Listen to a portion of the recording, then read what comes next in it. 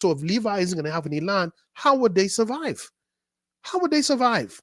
So this is now where, let me be clear here now, because I'm going to prove to you in scripture. This is now where the law of tithing comes in. The law of tithing. I place emphasis on Levites because the law of tithing, meaning that the group who's supposed to get it was Levi. So let me give you a spoiler alert.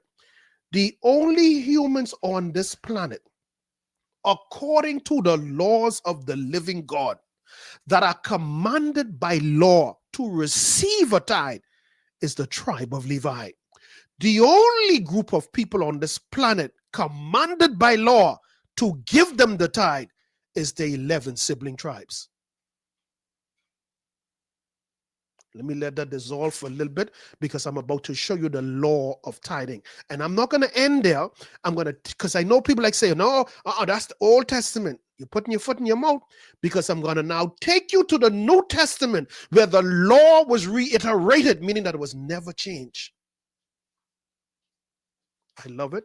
I love Bible. I love, you could get mad. You could run on with your garbage all you want. I love the Bible. And this here now, again, is going to prove to you people. Let's see who you can believe now. Let's see if you're going to believe your pastors who's telling you if you don't pay tithe, you're going to be cursed. And we can address that.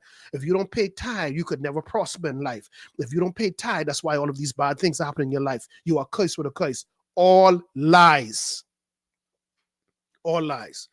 So I've given you scriptures where God says to Levi, who will be his hands and feet in the earth, I've given you the tithe. Sorry. You will not get any inheritance when you go into the promised land. So I'm sure they were like, boy, God, I know you can provide for us, but I mean, God, if we don't have no land, remember the importance of land back then and why it was so important to own, because that is your parcel of property that you grow your stuff on, your vegetables, your fruits, where you raise your pigs, your cows, your livestock. That's what you do. You raise them, you multiply them, you do that cycle over and over. So think about it. If you don't have that, what do you have? That's like you don't have no money. What you can do? You can't buy no property. You can't cultivate nothing. You can't purchase nothing. So you see seemingly the dilemma that they were in. But God had an economic plan, that is going to benefit everybody. So watch this. So let's go now to the law of tithing. So let's go to Numbers chapter 18. Not the opinion of tithing, not the feelings of tithing. Let's go to the law of tithing.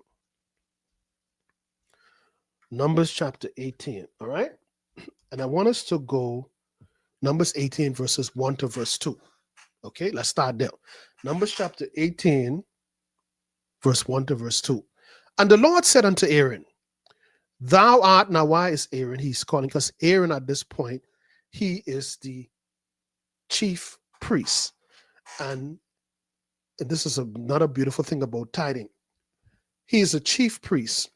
And you couldn't, at the time in Israel, even today, you don't go about pick anyone to be priest. A priest can only come through the lineage of Levi. What made this so beautiful?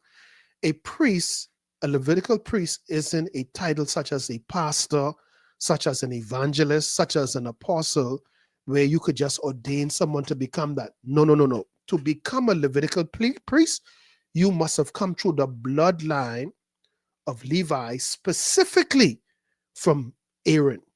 So Aaron was the first high priest according to the Hebrew people, and everything that came through him, his sons, his grandchildren, great-grandchildren, all of them, they were the only one ordained to be priests from the tribe of Levi. So a priest couldn't come from Reuben or Benjamin or Joseph or Gad or whoever else. No,